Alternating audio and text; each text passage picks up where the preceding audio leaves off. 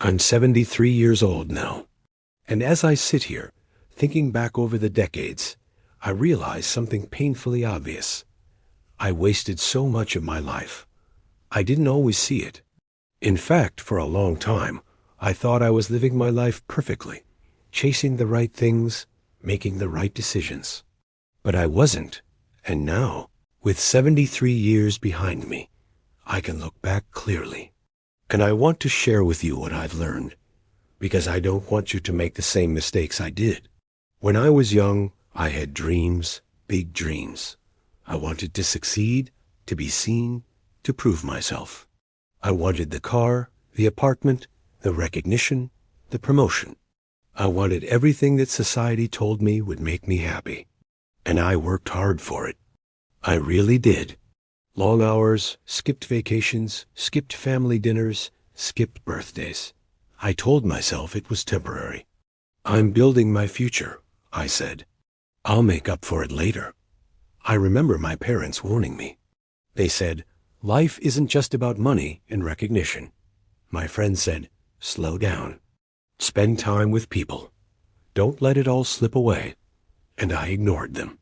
I thought I knew better. I was ambitious, and ambition can be blinding.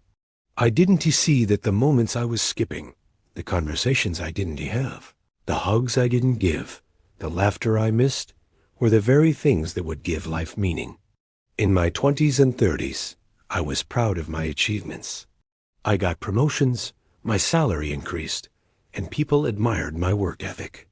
But I began noticing small things slipping away. My sister's wedding, I missed it. My best friend's first child, I didn't see them until months later. Even my own family, my children, I sometimes felt like a stranger in their lives because I was always somewhere else, doing something else. And yet, I convinced myself it didn't matter. I told myself, there will be time later. There is always time later. Time didn't stop, and neither did life.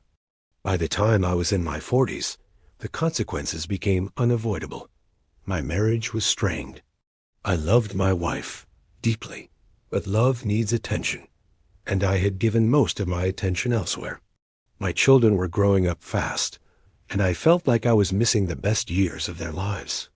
I remember one evening, my youngest son, just 10 at the time, looked at me and said, "Dad, why don't you ever play with me anymore?" And I didn't have an answer. I just felt the weight of my choices pressing down on me. I promised myself I would do better, but the habits were ingrained. Work still pulled me, and I still believed that by giving time to career, I was somehow securing our future. But the truth is, what I was securing didn't matter. It didn't fill the empty chairs at family dinners.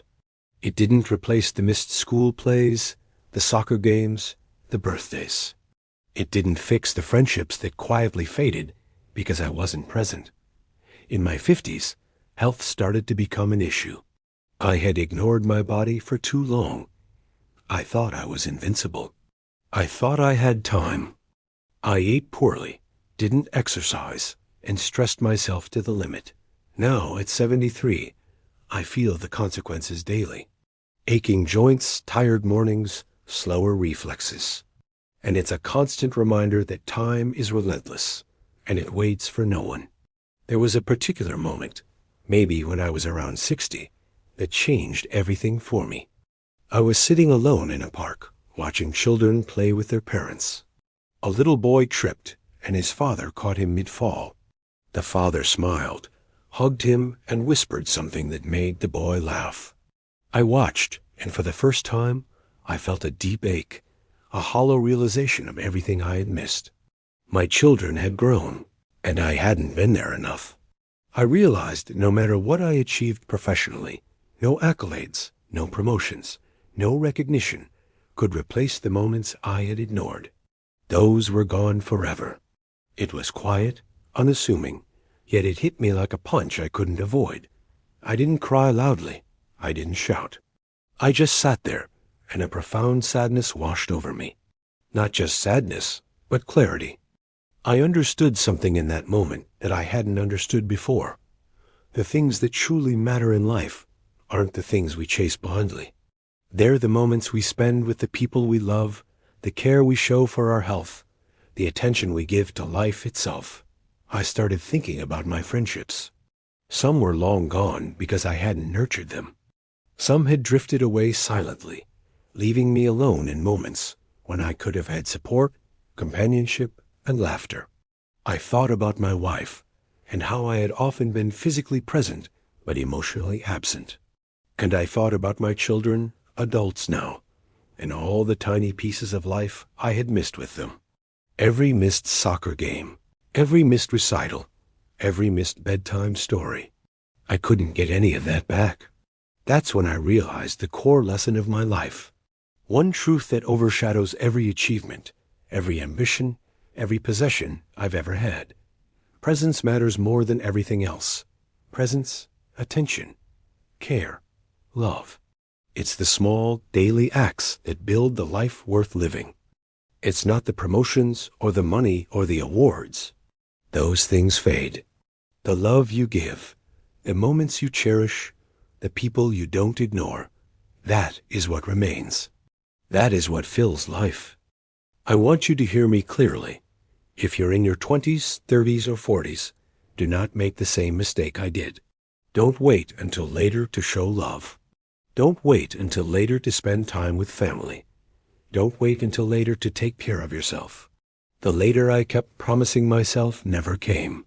And now, every day is a reminder that time is precious, finite, and unforgiving. I still have a chance to make some things right.